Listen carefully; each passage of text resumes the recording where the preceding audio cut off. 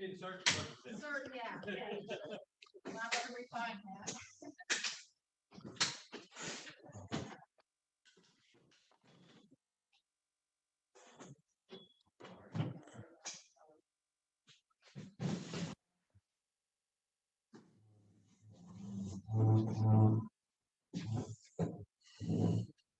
Hey, Charlotte.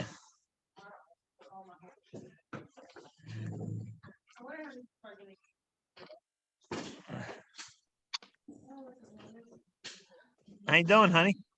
Good. How are you, Danny? I'm all right. Excellent. You look good. Thank you. I guess I tried to join too early. I was trying to sign in. I couldn't get in. So Yeah, I just opened it. I opened it up at 6:30. Oh, okay. Yeah, I was signing Because- in like. I can't help it, but as soon as I open the room, it automatically starts recording. Oh, okay. So when people are going to look at the recordings, they got to skip through the first 15 minutes to get to the Gotcha. thing. How's everybody down there? Really good, Danny. I'm doing great. Good. I got like a $26,000 a year raise where I work. Wow, that's pretty good. I know. And it's only because they're giving me overtime. I changed positions. Yeah. And I don't see an end to it. I love a woman that can change positions.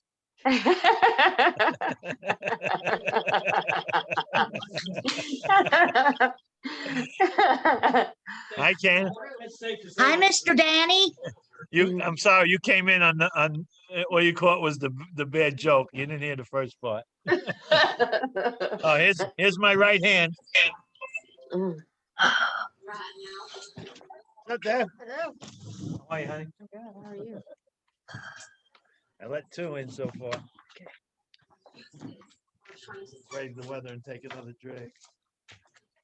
It's kind of brutal out there. It's crazy. It is. Yesterday was 80 degrees. I know. Wait. Hi. Hi. I have a customer. Hi. Not anymore. Now I'm just over. Yeah. Yeah, one of my accounts in Pampa, Texas, was talking to him this morning. He's like, "Yeah, we're having a blizzard right now." Whoa! He goes, It was hailing here yesterday, and now we're having a blizzard." It's trying to act like Oklahoma. We were heading from the restaurant to the car. We just went to eat. I'm like, why did you put our winter clothes away? I'm leaving the tubs out. Right. Turn the heat back on. I played golf last night. And shorts and a Shorts. So he Yeah. said it was 80 degrees yesterday. Now it's all freezing. Now I want to get my yard cleaned up. I'm filling my 2 trash cans like weekly. Yeah. So, Yeah. gotta take the trash out. So I'm the whole can. Making progress. Very strange things in life. I started telling my kids, it's just us. I'm like, okay, guys, so the trash is that. That's our goal, Right? and get rid of stuff.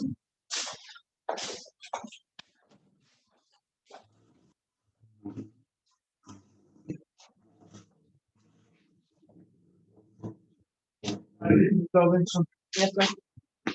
Was there I drove in early. Almost stopped on the highway. Right, I went down, 10 or, yes. I didn't take 35. I tried to get on 35 and it was stopped again. Yeah, that was bad. I went- It took me an extra half hour to get. I even went up, Portland. There were multiple. Oh, we got to do when we switched to over here. Uh-huh. Last week I only had half my face. Okay. It's annoying. Was it your new side Hey, bird. There was nobody. Just go home, man. What do we got here? What's going on, Lily Mac?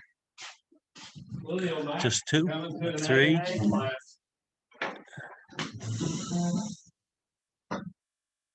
Coming to an AMA class. What's up, Willie?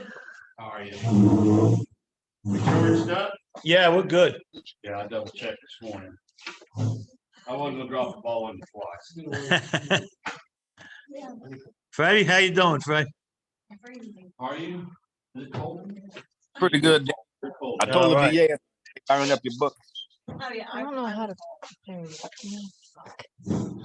Hey, how are you? I came over here to get on the video. What's up, Okay, Will? How are you? I'm all right. All right. All right.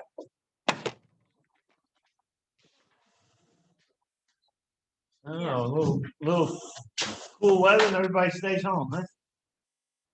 Hey, I go out drinking in this shit when I go to class. Well, I got one still working, one's sick, one's Good on to a see you. airplane on the way to treatment, so. You what? One's sick, one's on an airplane on the way to Okay. treatment. Hey, you know what they're all at? There we There you go. You're getting good at this, then. go. Well, I'm making accidental corrections. Hey, what? Ashley, she went home to work yesterday, sick. I was like, "You don't come." Keep you on your toes. Yeah, some do. Some are delight. Oh, yeah. Got my shot Right. yesterday. Oh, you did? First one. Oh, you got which The one? You get? Pfizer. Pfizer? Yeah, Yeah. we had to go to Norman, me and a coworker, Yeah, we all have that. booked our one. appointments, Sometimes we're so you know, so. one after the other. So we were gonna come eat at your restaurant. I was gonna come check out your restaurant, but we were at Sooner Mall. So I- And then by the time we were Okay, done, we yeah. were like, man, we really just need to grab something. and get Well, back." I was just telling Yeah. somebody, I mean, it didn't matter if it was. Not real familiar with Norman, so Yeah, I'm on the Can't remember campus last time corner. I was excited because it's St. Patty's Day parade. I mean, it was just another day. Yeah, I Darn. remember everyone and all that. I mean, for sure. You know, maybe if it was on a Monday, but if it fell in the middle of the week, Wednesday or Tuesday forward. You were already gonna get anyway? Yeah. I always took 3 days off every year on vacation. 27th of June, 18th of March, and Ash Wednesday. Really? My birthday, the day after St. Patrick's Day, and then the day after. I wasn't that bright. Oh, I knew, I wasn't the first year. Did you know St. Patrick was Italian? No, He was. did not. He was kidnapped, taken to Ireland. No, he was actually, he was born in England, but he's born in an Italian family, so, yeah.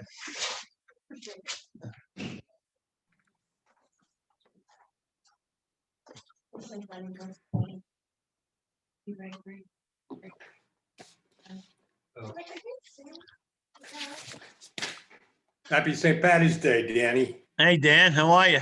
I'm well. I was just telling these guys that St. Patrick was Italian, you know. He was. Either that or everybody was Italian, or was it? No, he really is. He was. Everybody, you know, that's why I say the Italians celebrated too, but we celebrated because he was Italian, not because what he did in Ireland.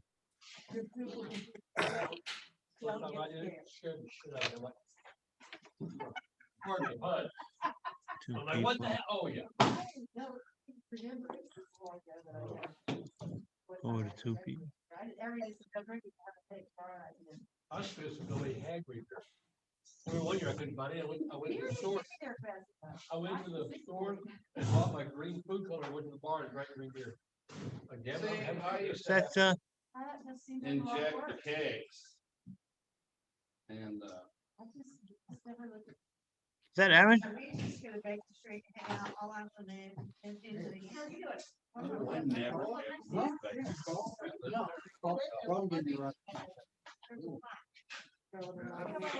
Let's see.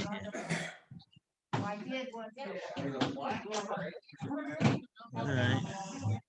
Yeah. Tells you who it is. that's the name of their phone Oh. or their computer. Aaron, what are you doing, Aaron? Like, hey, Mom, we saw yours and Dad's neighborhood. Like, Oh, man, it's He's having not him. trouble connecting. I know. It's like, that's like hot crap. Hey, at least I'm not on the bathroom wall, okay? What was your name? Hill, No. right? No, but you didn't have a name like him? Boom Boom.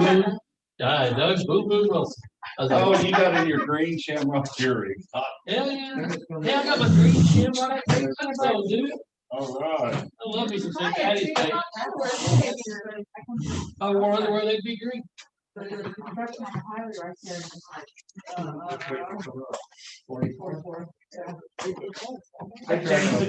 on in July. Since July, yeah. They changed the eggs too, didn't they? I live on the Yeah. west side of August town. 13, 14, 15, they took off. August, I was working down here on Northwest Expressway in May. Tom, how you doing, Tom? I'm doing exactly right, Danny. How about yourself? Good to see you, buddy. Thank you, sir. Yeah. I mean, that might not be like, that they were gonna limit us to like 300 people within the hall there, and how are we gonna do that? So, everything worked out. I got 2 speakers. I have talked to find out what moved.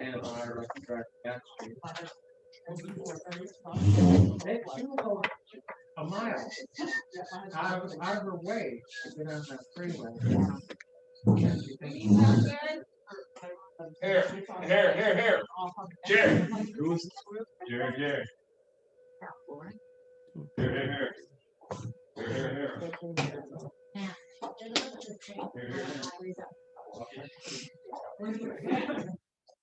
What's her name? Jerry's wife. Jennifer. I was introduced to her once. Yeah,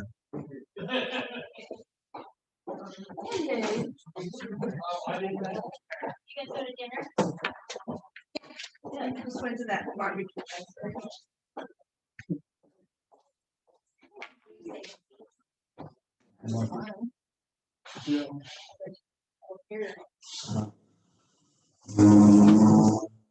Why did you get green hair like that? I'm confused. Oh, thank you. Yeah,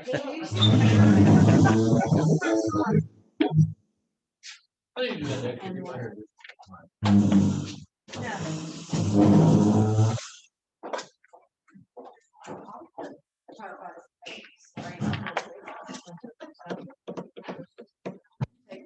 Well, that's-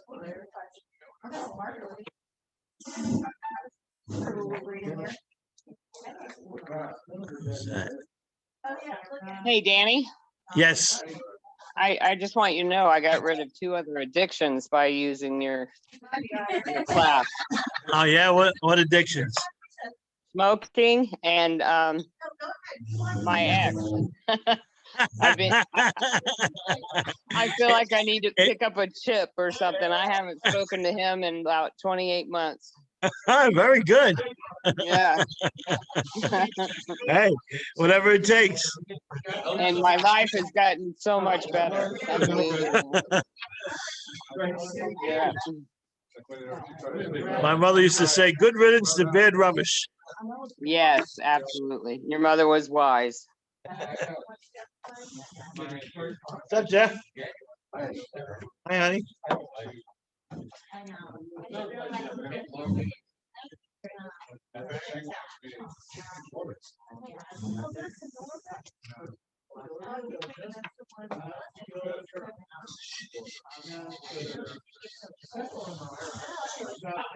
What's up, Scott?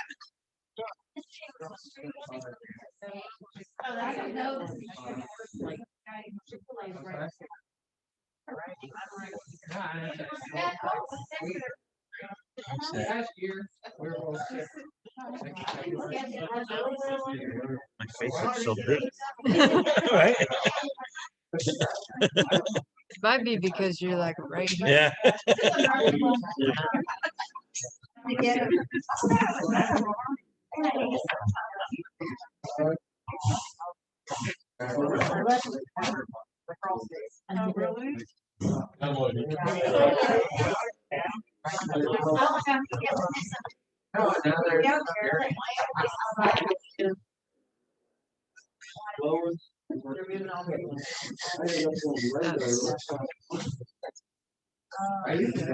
Harry.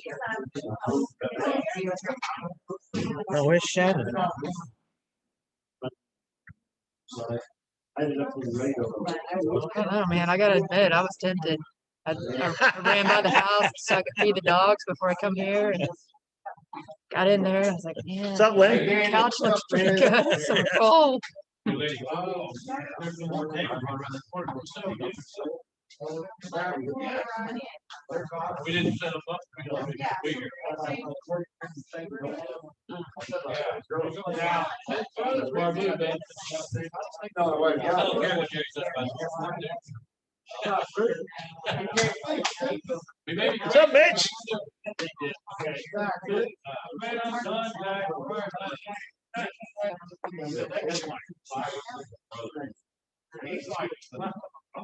What's up, Danny? Hey, Lenny. How's it going? It's going good. How are you? All right, man, I survived the day. Yeah, I've had a day, we're, we're halfway through. Yeah, buddy. All right. You ready? Yeah. All right, everybody. Let's go ahead and get started. We had I had a couple of questions that people have sent me, and I don't mind. It's better if you ask your questions while we're doing this, while whatever I'm talking about is fresh in my head. But somebody asked me to expand a little bit on when I said life, if you build your life around recovery rather than try to fit recovery into your life. And so that was her question. And, you know, simply before I got sober, I didn't have time to do anything, and nothing ever got done. And ever since I've been sober, I've got time for everything, and everything gets done. And I don't know how that happens, but I dedicate my, you know, whatever I got to do. I know when I got to go to a meeting. I know when I'm going to work with a sponsor. I know when I'm going to read the literature and all that stuff. And I just plan around all that. And then you can always press change and rearrange. Nothing written in stone, but that's kind of what I meant by that when we talked about that. Then when I was leaving, another lady, I don't see her here tonight. She had a question also. So if you just got a question, just raise your hand, and you know, the more questions we get, the more stuff we can cover. We don't have to have this done by next week, you know. So hopefully, we're on page 33, I believe, in the book, and hopefully next week, come on in, guys. Hopefully next week we'll actually do our first step. Come on in. So hopefully we get through this week, and again, we're not in a rush, but hopefully next week we can actually do step one, to take our first step. All right, so last week we talked about the guy that stayed sober for 25 years, and he was an exceptional guy, right? On bottom of page 33. So this chapter is full of examples, different examples of how the insanity of this disease works. And so here's another example on bottom of page 30. It says, to be gravely affected, one does not necessarily have to drink a long time, nor take the quantity some of us have. This is particularly true of women, and I think we were talking about this last week, right? Potential female alcoholics often turn into the real thing and are gone beyond recall in a few years. Certain drinkers who would be greatly insulted if called alcoholics are astonished at their inability to stop. We who are familiar with the symptoms see large numbers of potential alcoholics among young people everywhere, but try to get them to see it. Now, that's a tall task. As we look back, we feel we had gone on drinking many years beyond the point where we could quit on our own willpower. So by the time we get here, you know, I always talk about how I really believed that I could quit anytime I want to. I just didn't want to. And then when I wanted to, I realized I couldn't. And that's kind of what he's talking about here. If anyone questions whether he has entered this dangerous area, let him try leaving liquor alone for 1 year. 1 year? Every 1 hour. If he is a real alcoholic, then very far advanced, there's a scant chance of success. Okay. And he's talking about, though you may be able to stop for a considerable period, you may yet be a potential alcoholic. We think few to whom this book would appeal can stay dry anything like a year. Some will be drunk the day after making their resolution, most of them within a few weeks, some within an hour, all right? So for those who are unable to drink moderately, the question is how to stop altogether. We're assuming, of course, that the reader desires to stop. So a lot of people come into AA today and they don't really want to be sober. You know, they come in because the judge sends them in, or the wife or the husband or the job or something. You know, they've got some kind of circumstances going on in their life that chases them into recovery, and they don't really want to be sober. And so what this book is saying is that the book is assuming that if you're here, you want to be sober. But wanting to be sober is not good enough. You know, I've shared with you before that, you know, this program is not for those that need it, because we don't have enough room. And it's not for those that want it, because people say that all the time. This program is only for those that want it. No, it's not. This program is not for those that want it. This program is only for those that are willing to go to any length to get it.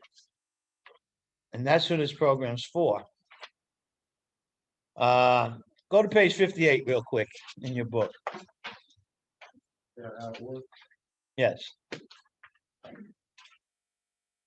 So down on the second paragraph, it says, our stories disclose in a general way what we used to be like, what happened, and what we are like now. If you have decided you want what we have and are willing to go to any length to get it, then you're ready to take certain steps. So who is this program for? Anybody that's willing to go to any length to get it.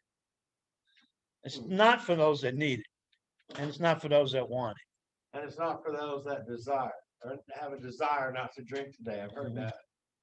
Well, having a desire is a requirement to be a member, or to be a part of this. But we're talking about we're talking about something more than wanting. You know, I know a lot of people want to be millionaires, right? But that requires some work, and so does this. It requires you to do some things. So again, the program is really for those that are willing to go to any length to get it. He says here, we're back on page 34. Many of us felt we had plenty of character. Now, these next couple of sentences, if you can't relate to this, you might not be in the right place coming to AA. Okay? Let's listen to this here. Many of us felt we had plenty of character. There was a tremendous urge to cease forever. 34. Second paragraph, the middle of the second paragraph. Many of us felt we had plenty of character. There was a tremendous urge to cease forever, yet we found it impossible. This is the baffling feature of alcoholism as we know it. This utter inability to leave it alone, no matter how great the necessity or the wish. When you read that and you look and you think to yourself, is this the way I am? You know, if not, I don't know, but most of us have been to this point where and that's what the baffling feature is of alcoholism. It's the utter inability to leave it alone, no matter how great the necessity or the wish. How then shall we help our readers determine to their own satisfaction whether they are one of us? And again, you know, this is kind of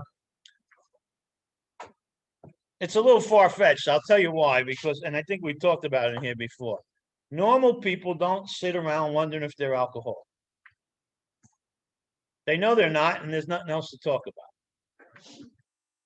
Now, people like us sit around wondering if am I alcoholic? Maybe, I don't know. But a normal person, I don't think, questions themselves like that. A normal person may, on occasion, say, "Oh, is there something the matter with me? I drink too much." But the experiment of quitting for a period of time will be helpful, but we think we can render an even greater service to alcoholic sufferers and perhaps to the medical fraternity. So we shall describe some of the mental states that precede a relapse into drinking, for obviously this is the crux of the problem. So now he's going to give some more examples. So let's go down to the second paragraph on page 35, and we're going to talk about this example is Jim. And so our first example, he says, is a friend that we shall call Jim. This man has a charming wife and family. He inherited a lucrative automobile agency. He had a commendable war record. He's a good salesman. Everybody likes him. He's an intelligent man, normal so far as we can see, except for a nervous disposition. He did no drinking until he was 35. In a few years, he became so violent when intoxicated that he had to be committed. On leaving the asylum, he came into contact with us. We told him what we knew of alcoholism and the answer we had found. He made a beginning. His family was reassembled and began to work as a salesman for the business he had lost through drinking. All went well for a time, but he failed to enlarge his spiritual life.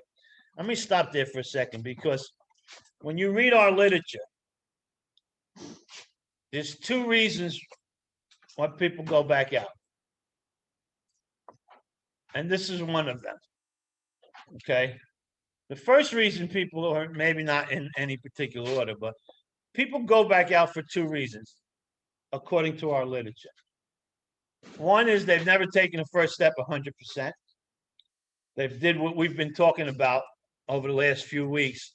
You know, they've agreed with the statement on page 59. Are you powerless of alcohol? Yeah. Is your life unmanageable? Yeah.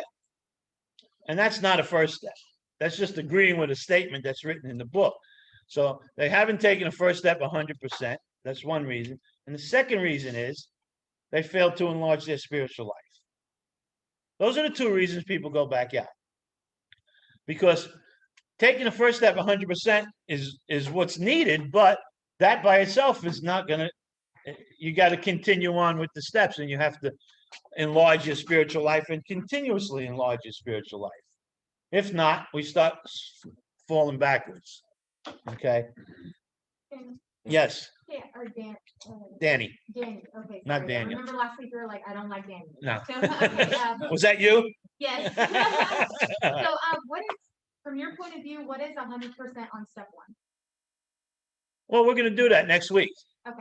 We're going to do that. I'll be here. Or we're going to do as close as we can to 100%. But more important than anything is we're going to do an exercise that the book asks us to do that most of the people never do. Because most of the people just agree with the statement on page 59. They're usually asked, are you powerless of alcohol? And they say, yes. Is your life unmanageable? Yes. And that doesn't seem like 100% to me. It seems about maybe 1%. They're missing 99%. And that's what we're going to try to do. And if we do it successfully and you continue on in the program, Lynn, if that's for me, tell them I'm in a meeting. Yeah. This is spam call. So that's what we're going to try to do. I've said to you before that when we're done with this process, you will know the truth about yourself. And when you know the truth about yourself, you cannot drink or use on the truth ever again. Okay? And Mitch brought up a good point, but because I said, you know, you have to block yourself. And Mitch said, well, we do that easily. Yes, we do that easily if we're stagnant. But if we've done a thorough first step and continue on with the rest of the steps, it's not easily done. Blocking ourselves off from the truth. Because if we stay positive and we stay in the work, it's not so easy to fool ourselves. Yes. About chronic relapse, you told me, well, yeah, 25 or 49 now, 2 months sober. And so I look back and I kind of, obviously, you know, you said the truth. two things either you did not fully have first step, and then part you didn't trust spiritually. How'd you say it? Fail to enlarge your spiritual life. But, so I can look back and I can say, from day one, when I read that stuff, I knew that I was first step. I mean, I understood first step, and I knew that it was me up. That first one, and then Mary Hayes worked with me, and I knew that was me. And so, I would just say that I failed to learn my spiritual life, not because, and that was only because I didn't know. I mean, I'm just like I just get it. You know? Well, I was unable to. you brought up a really good point, Mitch. Let me cut you off because I'll tell you why. You brought up a really good point. You knew the first step. Our book tells us that knowledge is not what's needed here. You know, you have to. We have to learn how to fully concede to our innermost self. That's what they're asking us the first step to be. Okay. Knowledge, knowing that, you know, I knew there was something, I knew I was an alcoholic 10 years before I got sober, you know, so you intellectually knew, and you think that's, you equate that to doing step one because step one is asking you, do you admit you're powerless, right? But remember again, the first step in recovery is not admitting you're powerless over alcohol, that your life is unmanageable. That is not the first step in recovery. That is the first of the 12 steps.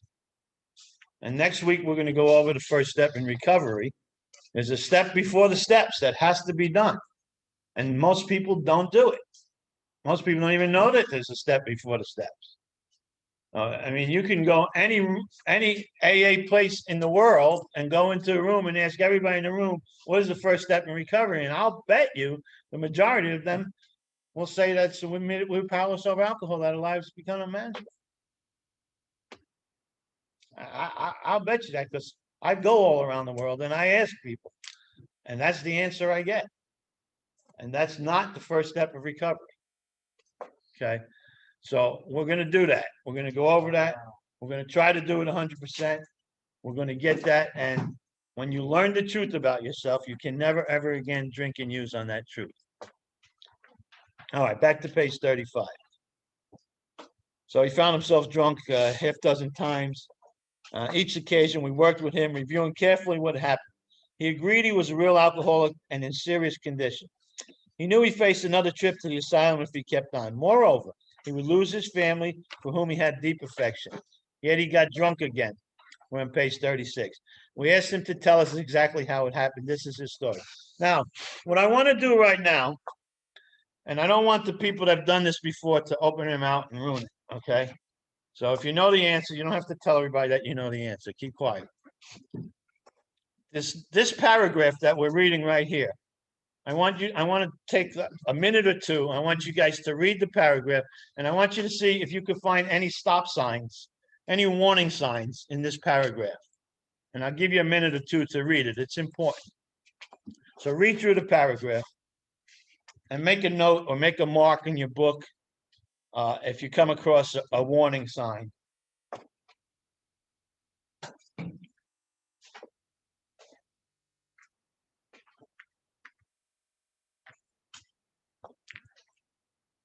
And this is something that you at home should try. You know, they always say, don't try this at home. Well, I want you to try this at home right now. Felt irritated. Well, just count them. Oh, I see. If you come across, see how many you come across. Don't give out the answers.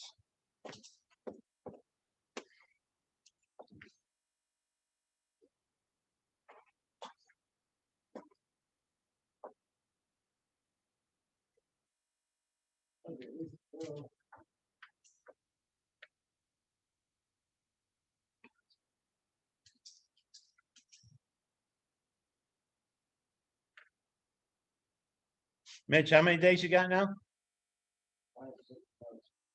Okay. Don't give out answers. No, it's not 12.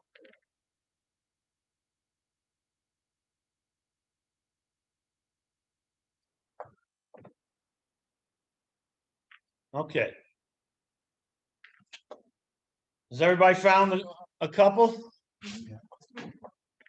A couple of warning signs? You find some, Jerry? How many you find? 5? How many people found 5? Anybody find more than 5? How many did you find? 7. All right. How many did you find? 10. Shut up, Mitch. Damn it. I know you only got 6 months, Mitch, but we've been doing this workshop, and you've been in this workshop 20 years ago.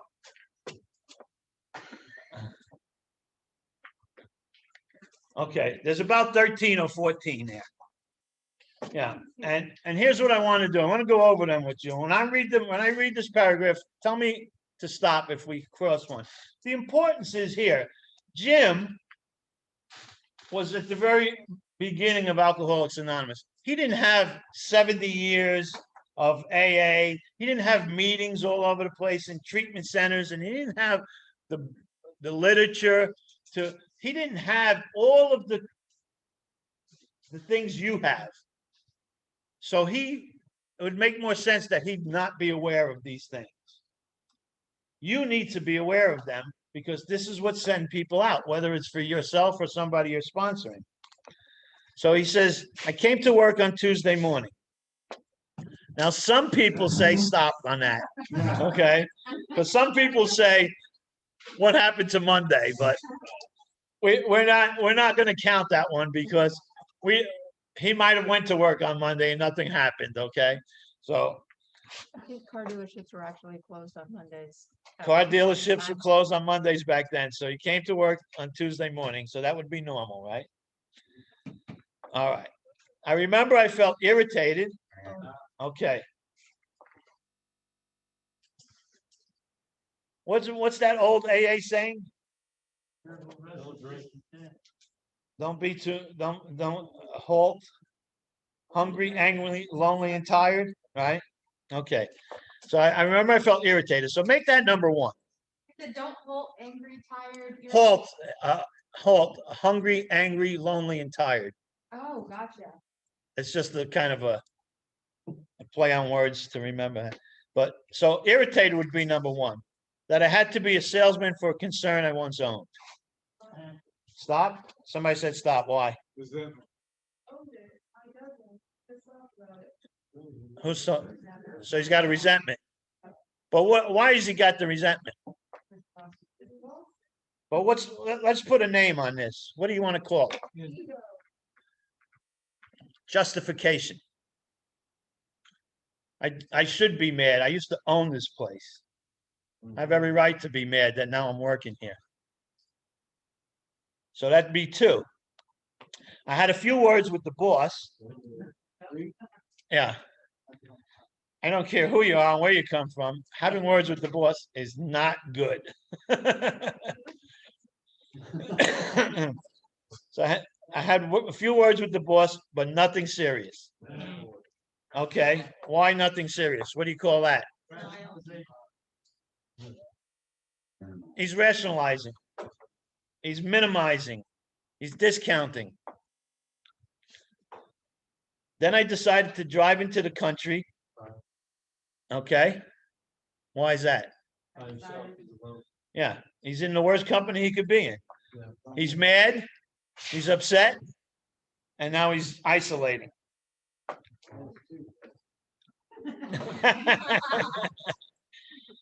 Drive into the country and see one of my prospects for a car. Is that not a warning sign? That's a warning sign. Because he's justifying why he should behave the way he shouldn't behave. I'm going to isolate. That's not good, especially for somebody that just had words with the boss. And now he's justifying why he should isolate. Because I'm going to see somebody that owns the car. Again, Jim is not aware of these things, but you should be. On the way, I felt hungry. Hungry, angry, lonely, and tired. Halt. So I stopped at a roadside place where they have a bar. Right? Yeah. I hope you all got that one. I had no intention of drinking. I forgot, I lost count how many we got there. 9. I had no intention as 9. 9 if you're counting Tuesday and 8 if you're not. Okay. So I had no intention of drinking. What do we call that? Denial. Yeah. What is denial?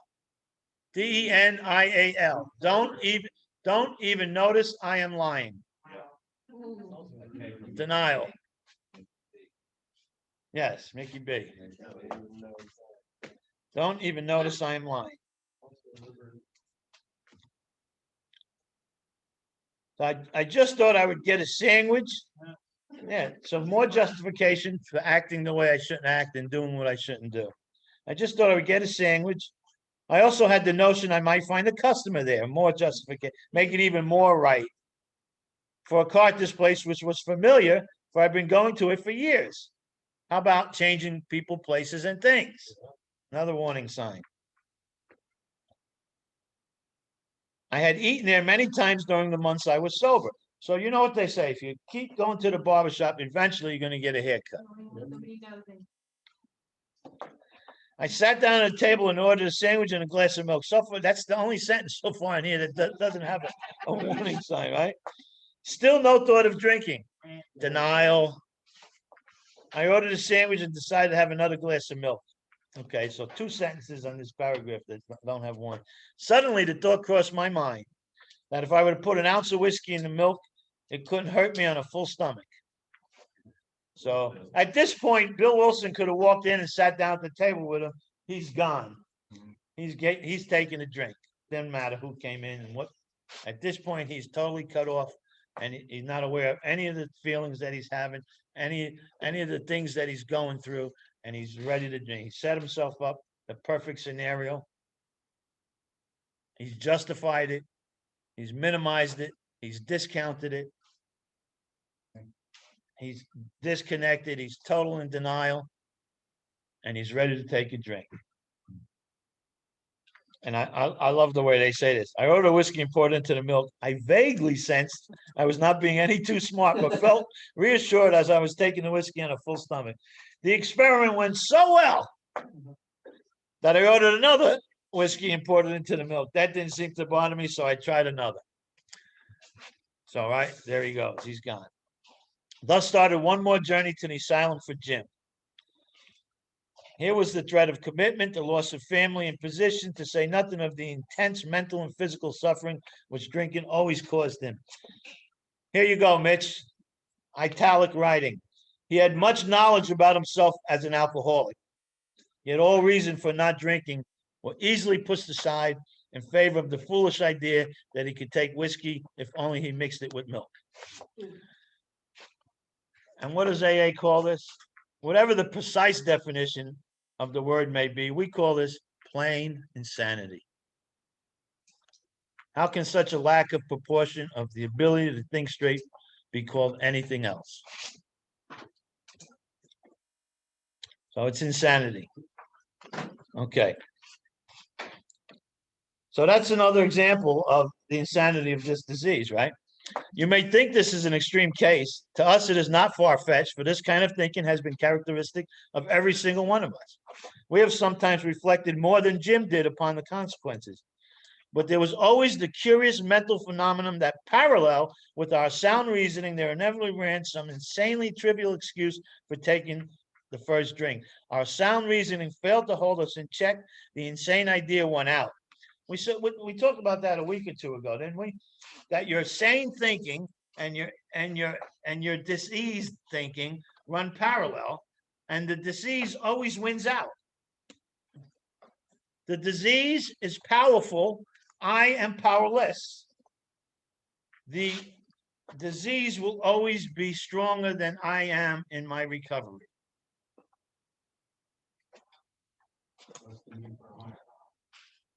That's the need for higher power and everything else that we do here.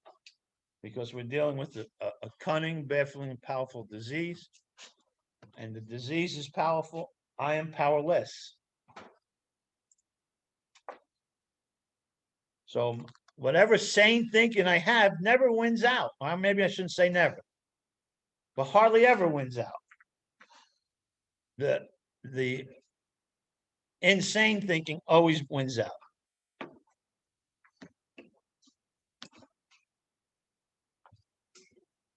And that's what he talks about in the next paragraph. Sometimes, we can justify a spree, but not really, right? Sometimes we drank deliberately. But so look at the bottom of page 37, he says, our behavior is as absurd and incomprehensible with respect to the first drink as that of an individual with a passion, say, for jaywalking. I gotta tell you, the first time I ever read this, I almost threw the book in the garbage and because I thought, this is bullshit. This is so stupid. This guy is the stupidest guy I ever heard of. This jaywalker. How ridiculous can this be? Right? I mean, listen what this guy does. He gets a thrill out of skipping in front of fast-moving vehicles. He enjoys himself for a few years in spite of friendly warnings. Up to this point, you would label him as a foolish chap having queer ideas of fun. Luck then deserts him, and he is slightly injured several times in succession. You would expect him, if he were normal, to cut it out. Presently, he's hit again, and this time has a fractured skull. And I'm going, what an asshole. Right? He's an asshole. Within a week after leaving the hospital, a fast-moving trolley breaks his arm. He tells you he's decided to stop jaywalking for good, but in a few weeks, he breaks both legs. I'm like, what a fool. I don't even want to finish reading this. It's so stupid, right? On through the years, this conduct continues, accompanied by his continual promises to be careful to keep off the streets altogether. Finally, he can no longer work. His wife gets a divorce, and he's held up to ridicule. He tries every known means to get the jaywalking idea out of his head. He shuts himself up in a silence, hoping to mend his ways. But the day he comes out, he races in front of a fire engine, which breaks his back. Such a man would be crazy, wouldn't he? No, he'd be more than crazy. He'd be a friggin' asshole, really. How stupid can you get?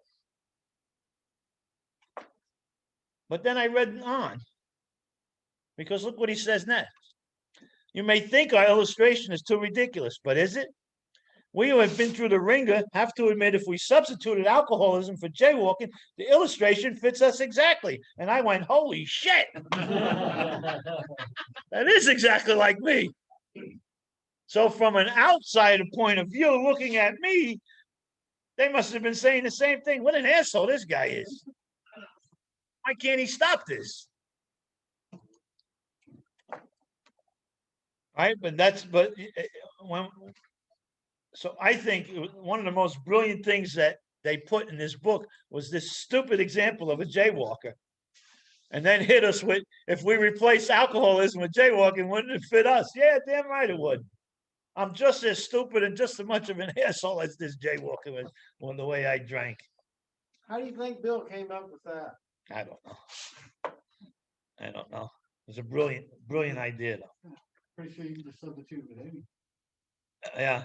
However intelligent we may have been in other respects where alcohol has been involved, we have been strangely insane. In strong language, but isn't it true? So that's a wonderful example of the insanity of this disease, isn't it?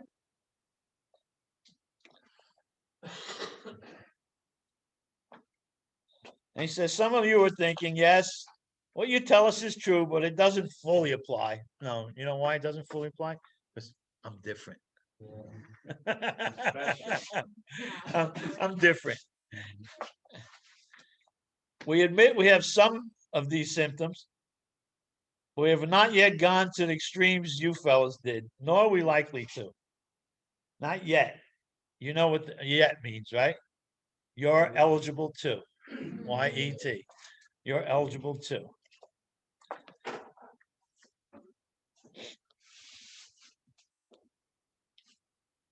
Nor are we likely to, for we understand ourselves so well after what you have told us that such things cannot happen again. We have not lost everything in life through drinking, and we certainly do not intend to. Thanks for the information.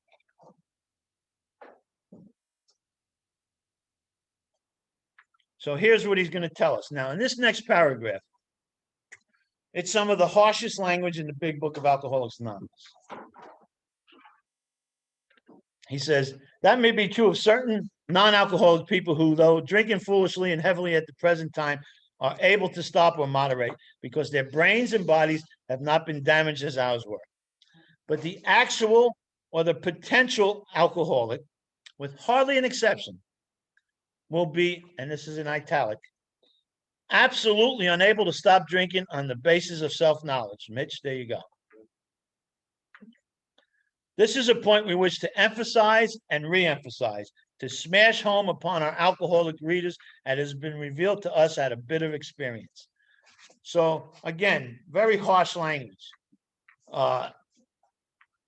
He puts it in italic that you're going to be unable to stop on the basis of knowledge, and then he wants to emphasize and re-emphasize and smash this home upon you. That all the knowledge in the world about, there was a guy that shared one time years ago, I can't remember who it was, but and he was sharing about a guy he met in front of a liquor store that was bumming money to get a bottle of wine, and he asked him if he wanted to go to meeting. The guy said, "Meetings, they don't work," and he started spouting out all the language in the big book to him, you know. So all the knowledge and all, you know, I was really impressed when I first got sober with guys that were able to, you know, recite. You want to read how it works? I don't need to read it. And spout it out. Wow, you know, that guy's really good. You know, my spouse said to me one time, "Listen, he's got 60 days, 90 days. If that's all he did is learn that, he ain't doing no damn step work." So self-knowledge is not what this is about. And I think that's where you've been stuck for years, Mitch, because I know you for a long time. I don't think I ever made it past up this part where I think it, but I never continued to hear it. I failed to learn my street. Yeah. Yeah. And that goes back to what we read at the beginning of this meeting tonight. That we assume you have the desire to stop. And you know, the desire goes beyond a thought. You know, the desire is more than just a thought. You know, coming to meetings and there's work that has to be done, you know, and there's sacrifice that has to be given. And you have to give things up, you know. So when we talk about steps 6 and 7, we talk about giving things up, right? And in order to get something, you have to give something up. You can't, there's no room in me to put anything in unless I get rid of something. And so there's work that has to be done on this. So now we're going to go into another example, and this is Fred. And so we had Jim, who was all pissed off, right? And then we had the jaywalker, who's completely stupid until we realized that's talking about us, right? And now Fred. And Fred seems like he's got stuff going on. He says, Fred is a partner in a well-known accounting firm. His income is good, and he has a fine home, is happily married, and a father of promising children of college age. He has so attractive a personality that he makes friends with everyone. If ever there was a successful businessman, it's Fred. To all appearance, he's a stable, well-balanced individual, yet he's alcoholic. We first saw Fred about a year ago in a hospital where he had gone to recover from a bad case of jitters. It was his first experience of this kind, and he was much ashamed of it. Far from admitting he was alcoholic, he told himself he came to the hospital to rest his nerves. That's a good one, right? Somebody could be so sharp in every other area of their life, but when it comes to this alcoholism, they're just completely cut off from the truth. You know, who can convince themselves that they went to the hospital to rest their nerves? We can. Only an alcoholic. Only an alcoholic would do that. The doctor intimated strongly that he might be worse than he realized. For a few days, he was depressed about his condition. He made up his mind to quit drinking altogether. All these people coming in halfway through. All right. He made up his mind to quit drinking altogether. It never occurred to him that perhaps he could not do so, in spite of his character and standing. Fred would not believe himself an alcoholic, much less accept the spiritual remedy for his problem. We told him what we knew about alcoholism. He was interested and conceded that he had some of the symptoms, but he was a long way from admitting that he could do nothing about it himself. He was positive that this humiliating experience, plus the knowledge he had acquired, would keep him sober for the rest of his life. Self-knowledge would fix it.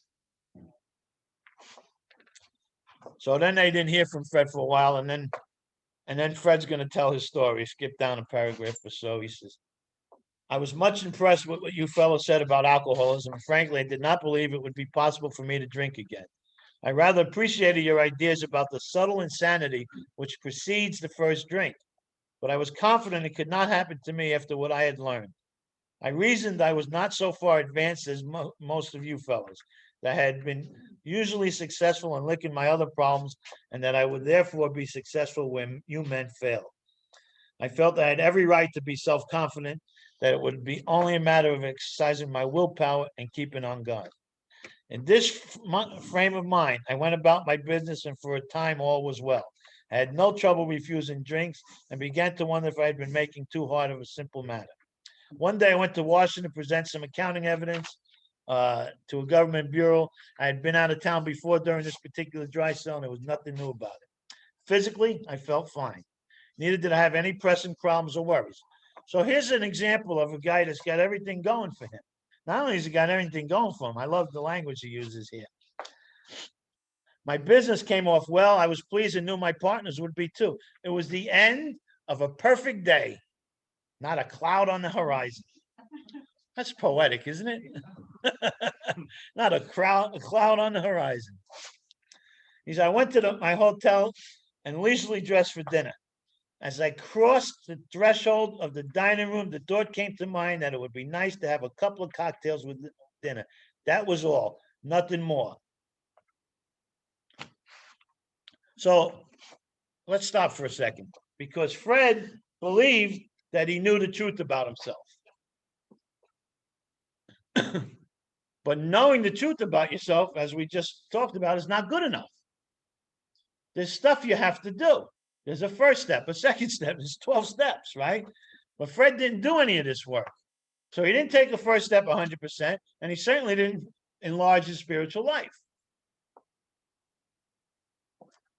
But he knew all about his alcoholism, so he thought. Okay? And I told you numerous times that once you understand the truth about yourself, you can never drink again on that truth, right? But Fred can, because he didn't do anything about the truth. And he relied on his knowledge. And that's as far as he went. And so that's the difference between you and Fred, right? He said, I ordered another cocktail after the dinner. I decided to take a walk. When I returned to the hotel, it struck me, highball would be fine before going to bed.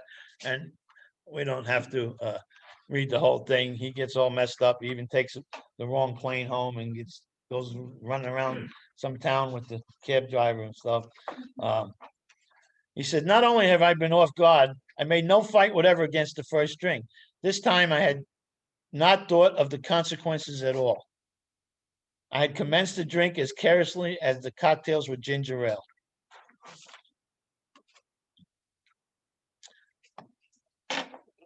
And then he remembered what Bill and Bob had shared with him, right? He says, and page 42, he says, on the top of the page there, he says, I knew that from that moment that I had an alcoholic mind. So what are we talking about when we talk about alcoholic mind? I was in a meeting, I want to say a couple of years ago, and a lady was sharing, no, it was probably about 3 years ago. I was still in Florida. And a lady was sharing that, in the supermarkets there, they have an aisle that's all wine. They sell wine in the supermarket.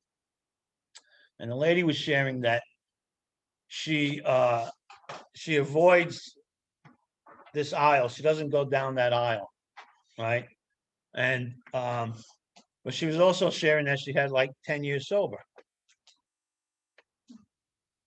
Now that is an alcoholic mentality to me.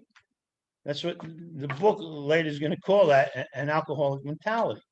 That you're 10 years sober, you can't wheel your cart down an aisle because there's wine on the shelves. That's not what sobriety is about. That's not what. I've got a full bar in my restaurant. I serve people drinks. But I don't want to drink. I have no desire to change the way I feel. Let me see. Go to page. Go to page 100. 100.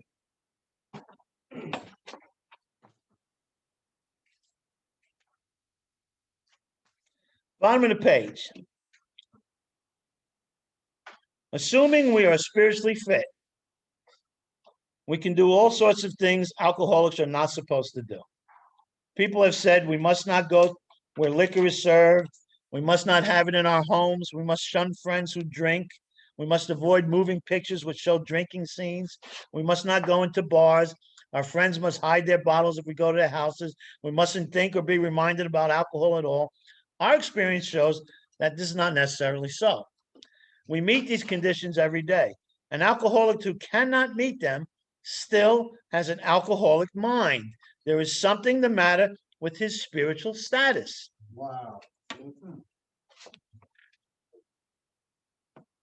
If you're 10 years sober and you can't go down the aisle because there's wine on that aisle, there is something the matter with your spiritual status. That's not what recovery is offering. That's not what we have here to offer you. That's what you get if you just go to meetings and you don't really devote yourself to doing the work. I just go to a meeting with a guy, he's 60 years sober, and he's got the same bottle that it's still there, he's not looking at it.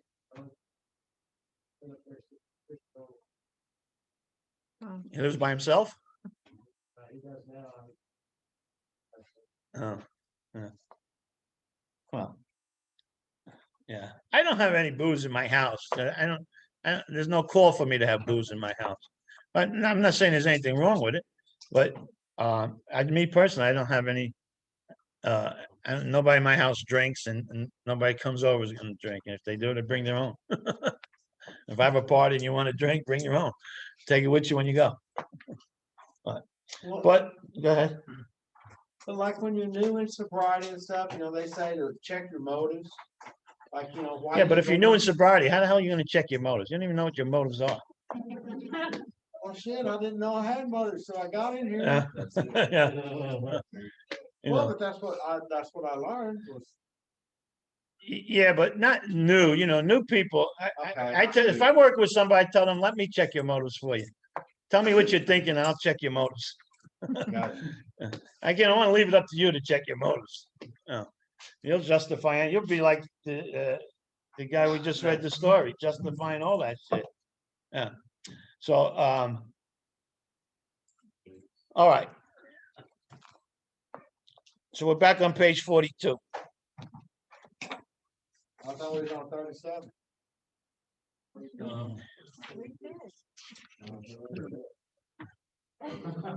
Check your damn motives. And check the page too while you're at it. All right. 2 of the members of Alcoholics Anonymous came to see me. They grinned, which I didn't like so much, and then asked me if I thought myself alcoholic and if I were really licked this time. I had to concede both propositions. They piled on me heaps of evidence to the effect that an alcoholic mentality such as I had exhibited in Washington was a hopeless condition. They cited cases out of their own experience by the dozen. This process snuffed out the last flicker of conviction that I could do the job myself. Then they outlined the spiritual answer and program of action, which 100 of them had followed successfully. Now that is the 2 parts of the program that we talked about, right? We talked with the 3 parts, how the program is broken into what is the problem, what is the solution, what is the program of action, okay?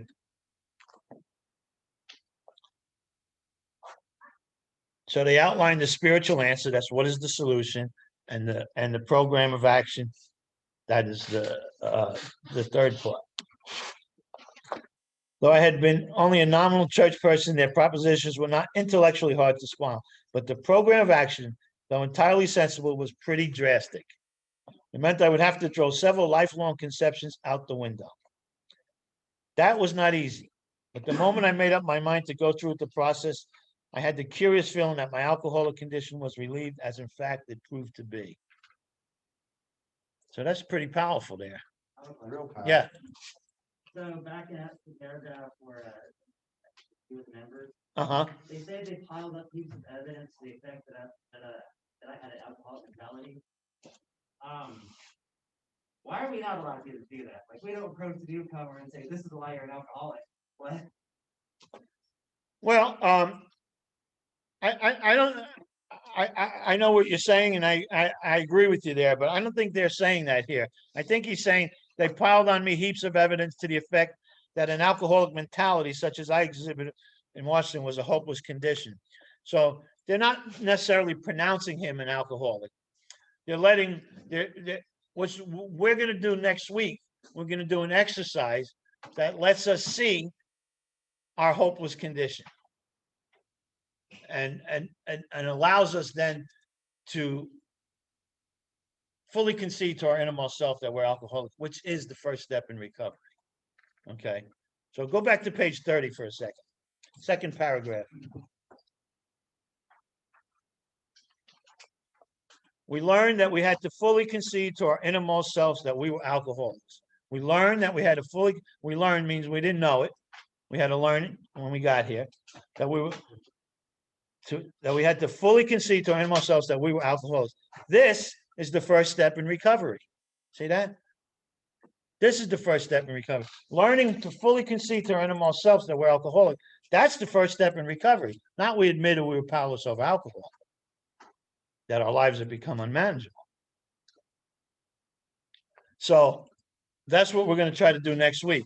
So when we do that, when you're working with somebody, right? If you learn this and pass it on, when you work with somebody, you'll be able to point out to them, what do you call this? What do you call that? You know, and you know, when I'm not going to do it for you, you're going to do it. So when you do it, who are you going to argue with? Right? You can only argue with yourself. You know, so I'm going to help you define what that is that on the exercise, and that's what Bill and Bob are doing here with Fred. Yeah. Okay.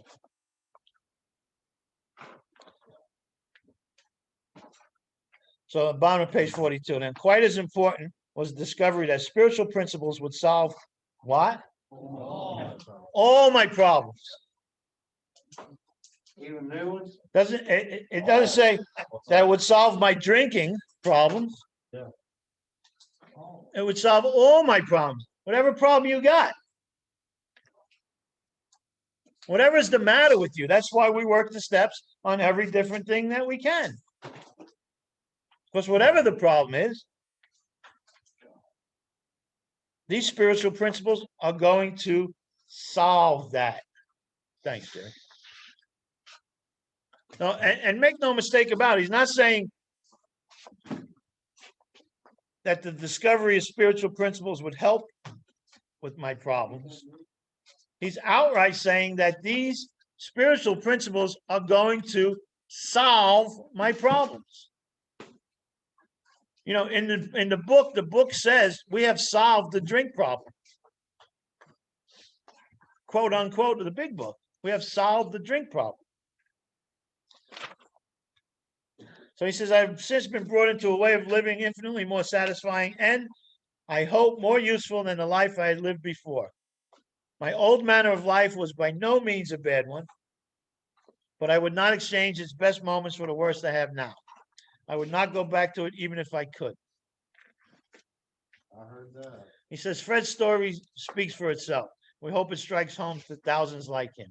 He had felt only the first nip of the ringer. Most alcoholics have to be pretty badly mangled before they really commence to solve their problems.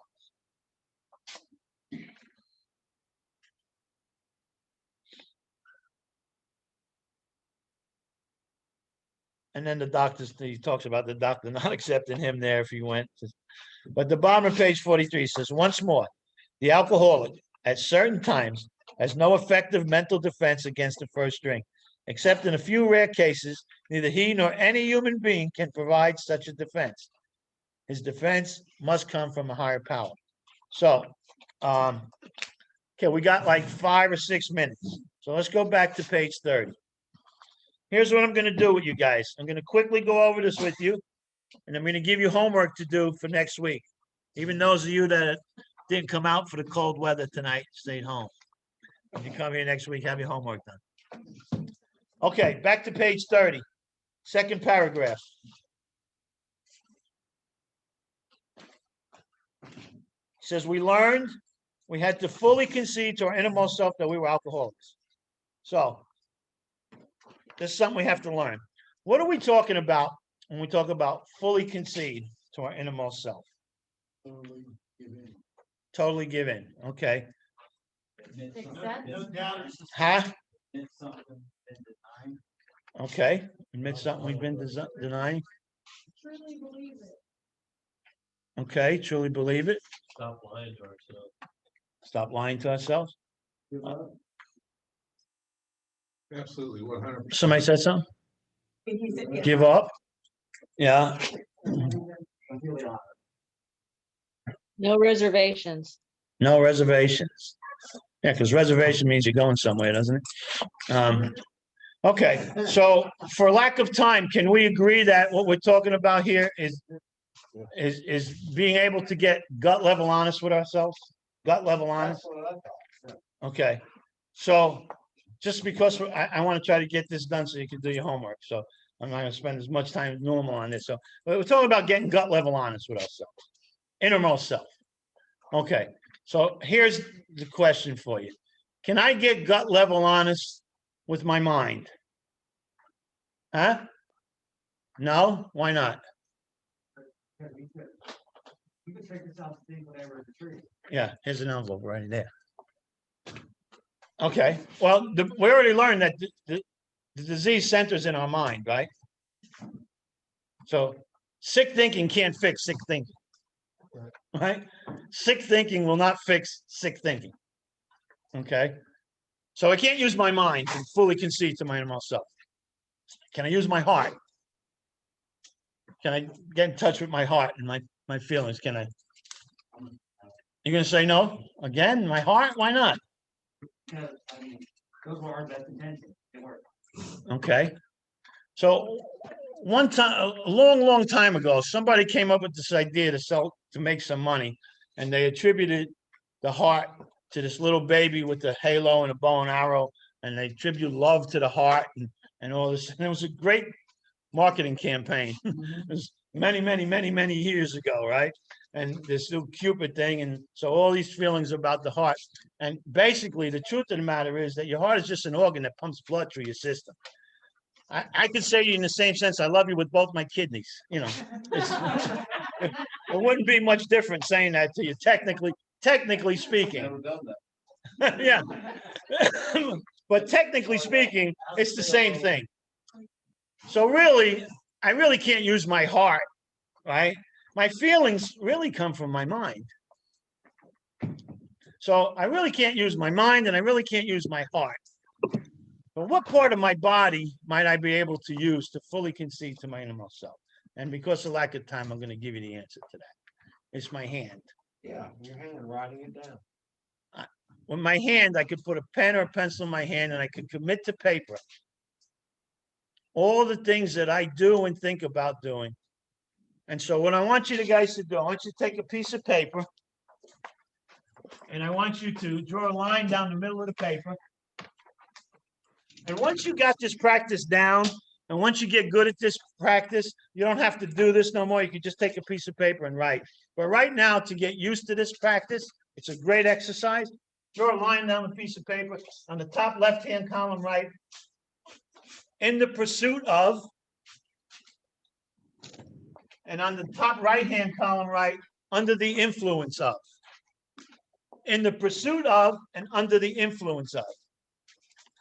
And I want you to write down everything you do. Now, if you're working the steps on shopping or relationships or whatever you're working the steps on, it's the same thing. In the pursuit of and under the influence of. For instance, when I got sober, I did one for alcohol, marijuana, and cocaine. I did 3 pages, okay? And my alcohol, in the pursuit of, I didn't have much. But under the influence of, I'm either going to get in a fight or I'm going to get laid. I'm going to fuck or fight. You know, that's pretty much my drinking history, right? So yeah, sometimes I'm going to fucking fight, yeah. When I did for marijuana, the same thing. In the pursuit of wasn't too much, but under the influence was, I put eat a meal. Now, it doesn't matter if I just ate a meal. If I smoke a joint, I'm going to eat another meal. In sound mind. So everything we put down on this piece of paper is something that you're sure you would not do if you were in sound mind. Okay? So if you're thinking or doing something and you know you wouldn't be doing that if you were in sound mind, write it on the paper no matter how silly it sounds. Okay? So I can fully concede to my innermost self, I can 100% admit the fact that if I smoke a joint, I'm going to eat a meal. Doesn't matter if I just ate a meal. I eat back-to-back meals. I don't do that in sound mind.